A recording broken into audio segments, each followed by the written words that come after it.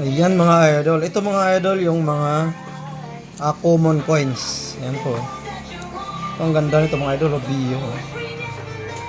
Ito ay piso Rizal. Ayan. Marami po kayo nito mga idol. Ito 1972. Ayan o.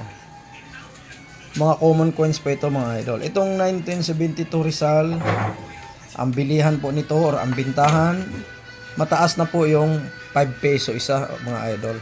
Ang iba po niyan ay 100 per kilo.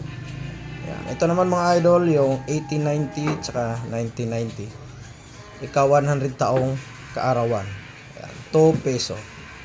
Republika ng Pilipinas. Ayan. Ito naman mga idol ay nasa 20 pesos ang isang piraso.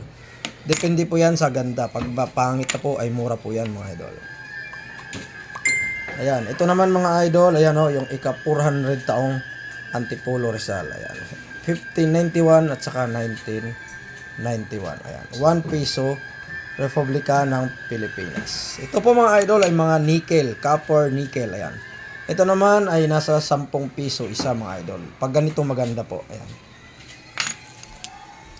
Ayan. Ito naman mga idol, yung People Power Revolution. Ayan. 10 peso coins.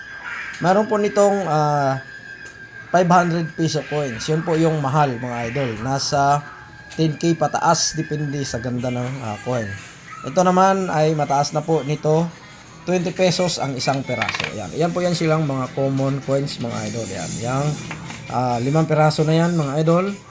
Mga common coins po yan. Ayan. Napaka rami po niyang sirkulasyon sa Pilipinas. Kaya pag meron kayong ganyan, yan lang po yung tamang halaga niya mga idol. Mga common coins.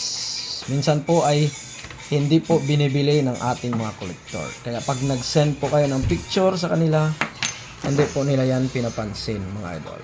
Okay, maraming salamat po.